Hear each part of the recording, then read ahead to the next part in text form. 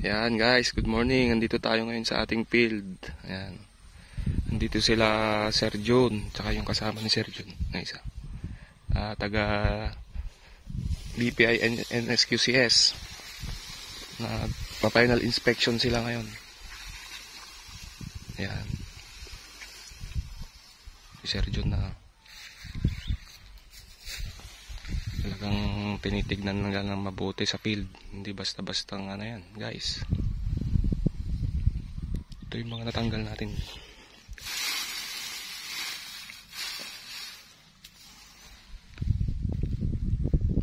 Ayan. Ito yung 512 natin.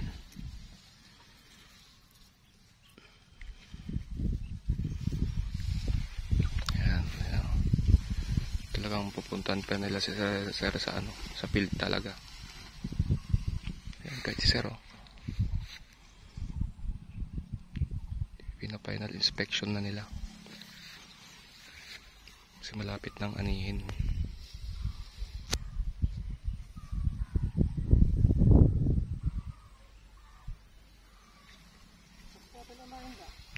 Ayan makita nila Sir. Ayan, update ko kayo ulit sa anihan na. Ano yung nakakuan mo Sir? 508.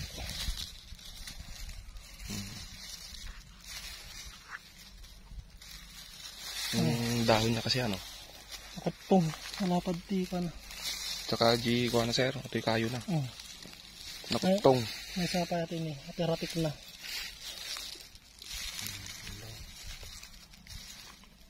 Halo.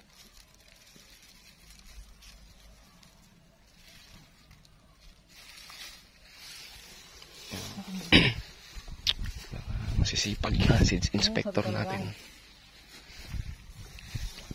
Naglapit. Lumik. Ang kat lagi ito. Ito importante.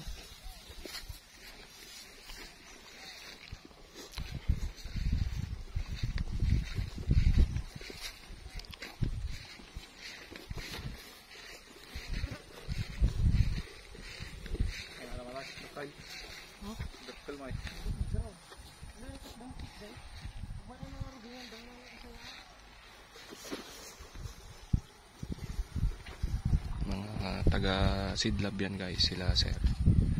Sila ang tumitingin, nagpapainal ng mga seeds kung pwede pa ba ito o ano. Kung kunwari may sakit ito, hindi na nila to, i-reject na nila to, standing crop, hindi na to pwedeng i-serve sa RCEP.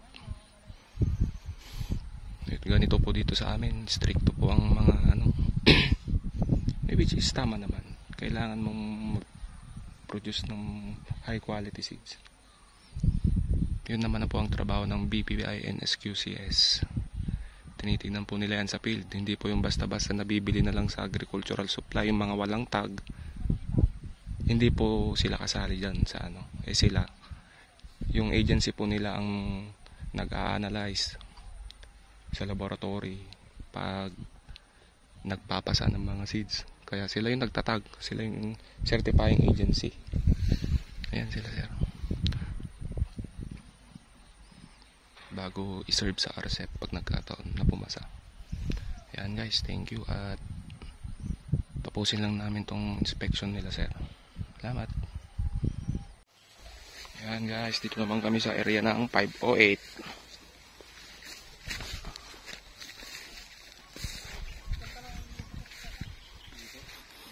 I-inspect ni Sir.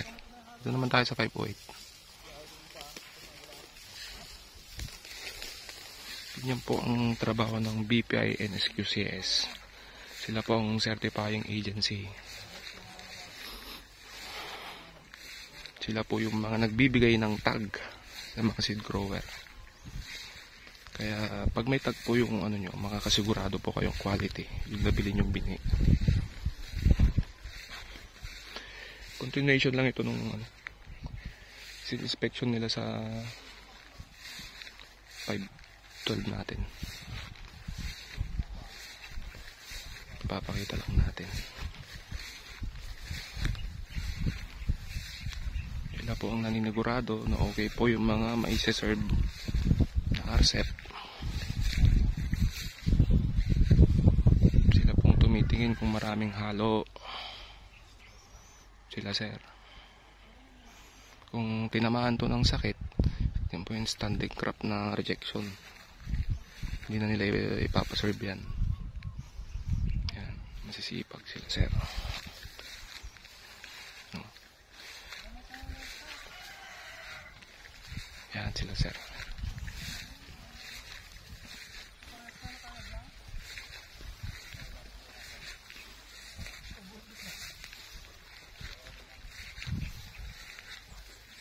Meron mga paisa-isa pang hindi natatanggal, pero tatanggalin to natin yan. Ayan guys, continuation 508.